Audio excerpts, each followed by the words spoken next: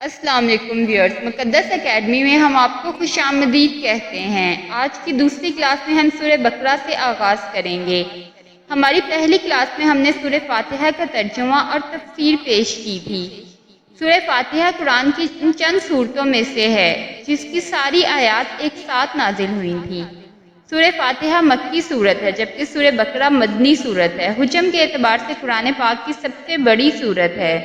یہ تقریباً 2.5 پاروں پر مشتمل ہے۔ اس میں جیوز اور کرسچنز کے بارے میں بھی کافی آیات نازل ہوئی ہیں کہ وہ لوگ اللہ تعالیٰ کے نافرمان ہوئے تو اللہ پاک نے ان کے مقابلے میں ایک نئی امت کو کھڑا کیا، اور پھر اللہ پاک نے قبلہ بھی یروشلم کے بجائے خانہ کعبہ کو ٹھہرایا۔ خانہ کعبہ ہی قبلہ اول بھی تھا حضرت ابراہیم علیہ السلام کے زمانے میں۔ درمیان میں کچھ وقت کے لیے بیت المقدس قبلہ رہا، پھر اللہ پاک نے خانہ کعبہ کو ہی آخری قبلہ ٹھہرایا۔ سورہ بقرہ جیوز یعنی یہودیوں کے ساتھ ڈیل کرتی ہے۔ یہود و نصارہ اللہ پاک کی لاڈلی امتیں تھیں۔ ان میں 3 کتابیں اور سینکڑوں صحائف نازل ہوئے اور ہزاروں انبیاء کرام ان کی طرف بھیجے گئے، لیکن جب انہوں نے اللہ پاک کے حکم سے روگردانی کی تو اللہ پاک نے ایک نئی امت کھڑی کر دی اور انہیں ان کے منصب سے ہٹا دیا گیا۔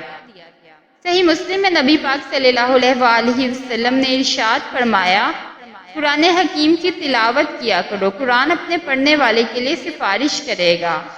پھر آپ صلی اللہ علیہ وآلہ وسلم نے بالخصوص فرمایا کہ سورہ بقرہ اور سورہ آل عمران یہ قیامت کے دن 2 پرندوں اور 2 چمکتے ہوئے بادلوں کی شکل میں ظاہر ہوں گی اور اللہ تعالیٰ سے جھگڑا کریں گی اس شخص کے حق میں جو ان کی تلاوت کیا کرتا تھا۔ اور آپ صلی اللہ علیہ وآلہ وسلم نے فرمایا کہ اپنے گھروں میں سورہ بقرہ کی تلاوت کیا کرو، جادوگر سورہ بقرہ کو نہیں پہنچ سکتے۔ اور مسلم شریف میں حدیث ہے کہ جس گھر میں سورہ بقرہ کی تلاوت کی جاتی ہے وہاں سے شیطان بھاگ جاتا ہے۔ نبی کریم صلی اللہ علیہ وآلہ وسلم نے یہ بھی فرمایا کہ سورہ بقرہ پڑھنا برکت ہے اور اسے چھوڑ دینا حسرت ہے۔ صحیح مسلم میں ایک حدیث ہے کہ ایک صحابی رسول صلی اللہ علیہ وآلہ وسلم فرماتے ہیں کہ ایک رات میں سورہ بقرہ کی تلاوت کر رہا تھا کہ میرا گھوڑا بھدکنا شروع ہو گیا۔ میں نے تلاوت روک دی تو گھوڑا ٹھیک ہو گیا، پھر تلاوت شروع کی، پھر گھوڑا بھدکنا شروع ہو گیا۔ تو جیسے ہی ان کی نظر اوپر آسمان کی طرف اٹھی تو آپ نے دیکھا کہ ایک بڑا سا بادل ہے جس میں بہت سارے چراغ جل رہے ہیں۔ صبح جا کر میں نے نبی کریم صلی اللہ علیہ وآلہ وسلم سے یہ واقعہ بیان کیا تو آپ صلی اللہ علیہ وآلہ وسلم نے فرمایا کہ وہ فرشتے تھے جو آپ کی تلاوت سننے آئے تھے، اور اگر آپ تلاوت جاری رکھتے تو وہ اور نیچے آ جاتے یہاں تک کہ آپ انہیں دیکھ پاتے۔ صحیح مسلم میں ایک حدیث ہے کہ آپ صلی اللہ علیہ وآلہ وسلم نے ابی ابن کعب سے پوچھا کہ بتاؤ قرآن کی سب سے عظمت والی آیت کون سی ہے؟ انہوں نے کہا اللہ لا الہ الا هو الحی القیوم۔ نبی اکرم صلی اللہ علیہ وآلہ وسلم بہت خوش ہوئے اور اپنا مبارک ہاتھ ان کے سینے پر رکھا اور کہا کہ ابو منذر تمہیں تمہارا علم مبارک ہو۔ آیت الکرسی بھی سورہ بقرہ میں ہے، آیت نمبر 255۔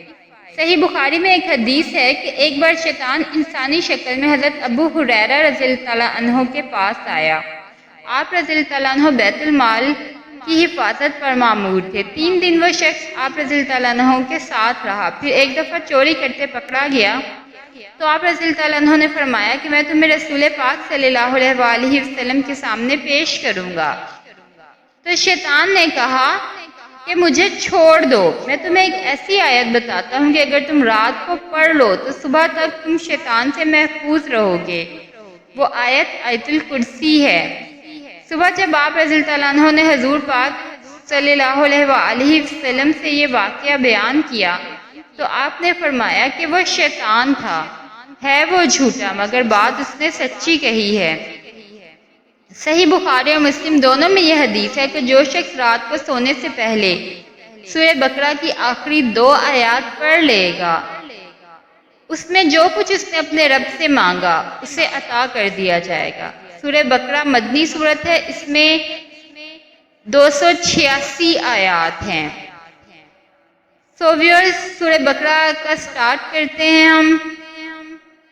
اعوذ باللہ من الشیطان الرجیم، بسم اللہ الرحمن الرحیم۔ ذالک الکتاب لا ریب۔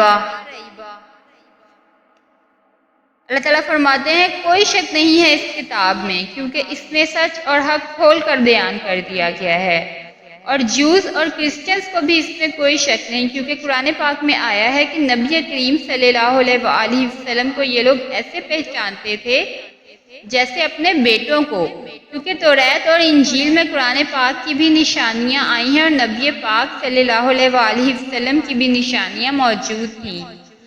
عبدالرحیم گرین صاحب جو انگلینڈ میں مقیم ہیں، انہوں نے دنیا کے سارے مذاہب کو پریکٹیکلی اڈاپٹ کر کے دیکھا ہے۔ یہ 4 سال تک بدھسٹ رہے ہیں، کرسچن بھی رہے ہیں، اور سارے مذاہب کا معائنہ کر کے آخر میں یہ اسلام کی طرف تشریف لائے۔ وہ کہتے ہیں کہ جب میں نے قرآن پاک کو پڑھنا شروع کیا تو میں اس کے کانفیڈنس لیول سے بڑا متاثر ہوا کہ یہ کتاب بڑے پیشن سے بات کرتی ہے، اور قرآن میں وہ ربط نہیں ہے جو انسانی کتابوں میں ہوتا ہے، کیونکہ قرآن کا اسٹائل خطبے کا ہے۔ ھدی للمتقین، اور یہ ہدایت ہے ان لوگوں کے لیے جو ڈر جائیں، چاہے وہ مسلمان ہوں یا کافر، نیک ہیں یا بد۔ جو ڈر جائے اس کے لیے قرآن میں ہدایت ہے، اور جو نہ ڈرے اس کے لیے قرآن میں کوئی ہدایت نہیں ہے۔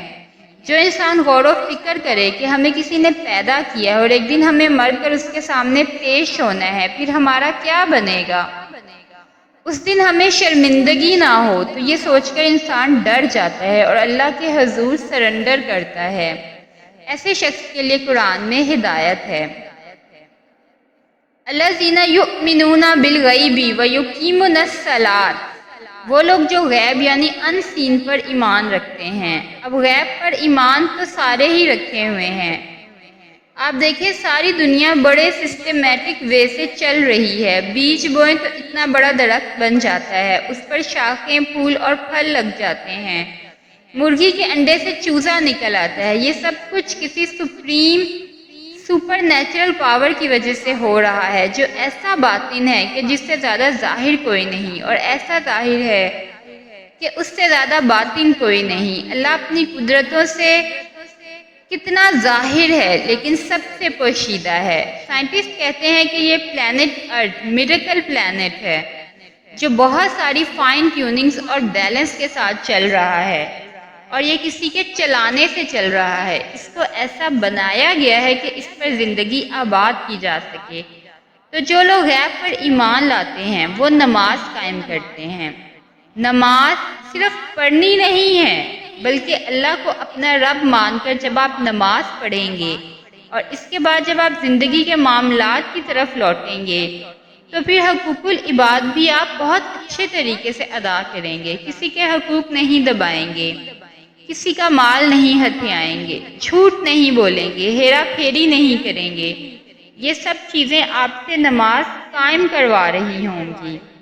وَمِمَّا رَزَقْنَاهُمْ يُنْفِقُونَ، اور خرچ کرتے ہیں اس رزق میں سے جو ہم نے ہی ان کو دیا ہے۔ اللہ کے دیے ہوئے مال میں سے اس کی راہ میں خرچ کرتے ہیں۔ بخاری مسلم میں حدیث ہے، انسان کہتا ہے میرا مال میرا مال میرا مال، تو نبی پاک صلی اللہ علیہ وآلہ وسلم فرماتے ہیں کہ تیرا مال تو وہ ہے جو تو نے کھا لیا یا پہن کر بوسیدہ کر دیا، یا اللہ کی راہ میں خرچ کر کے قیامت کے دن کے لیے سٹور کر لیا، باقی تو تیرے ورثہ کا مال ہے۔ بخاری اور مسلم دونوں میں حدیث ہے، انسان کے 3 دوست ہیں، ایک ہی قبر میں ساتھ جاتا ہے، وہ اس کے اعمال ہیں، باقی اس کا مال اور اس کے رشتہ دار وہ باہر ہی رہ جاتے ہیں۔ تو جس نے ساتھ جانا ہے سب سے اچھا دوست تو پھر اس سے بنانا چاہیے۔ نبی اکرم صلی اللہ علیہ وآلہ وسلم بخاری اور مسلم میں ارشاد فرماتے ہیں کہ یا اللہ محمد اور آل محمد کو بس اتنا ہی رزق دینا کہ ان کی روح اور جسم کا رشتہ برقرار رہے۔ نبی اکرم صلی اللہ علیہ وآلہ وسلم زیادہ مال کو اوائڈ کرتے تھے، آپ کی فقر کی زندگی تھی، اور یہ فقر اڈاپٹڈ تھا۔ حضرت عائشہ رضی اللہ عنہا کہتی ہیں خیبر کے بعد تو رزق کی فراوانی ہو گئی تھی، لیکن حضور صلی اللہ علیہ وآلہ وسلم کی وفات تک ہماری یہ حالت تھی کہ بعض اوقات 1 مہینہ، بعض اوقات 2 اور بعض اوقات 3 مہینے بھی ہمارے گھر میں چولہا نہیں جلتا تھا۔ صرف کھجور اور پانی پہ گزارا ہوتا تھا، صرف 2 کھجوریں صبح اور 2 شام کو، اور 1 میٹھے پانی کا پیالہ صبح اور 1 شام، یہ ٹوٹل رزق تھا۔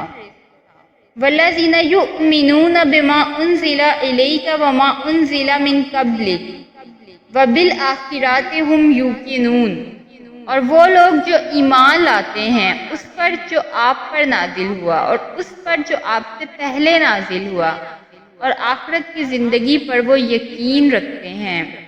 اولئک علی ھدی من ربہم واولئک ھم المفلحون، ایسے ہی لوگ اپنے رب کی طرف سے ہدایت پر ہیں اور ایسے ہی لوگ کامیاب ہونے والے ہیں۔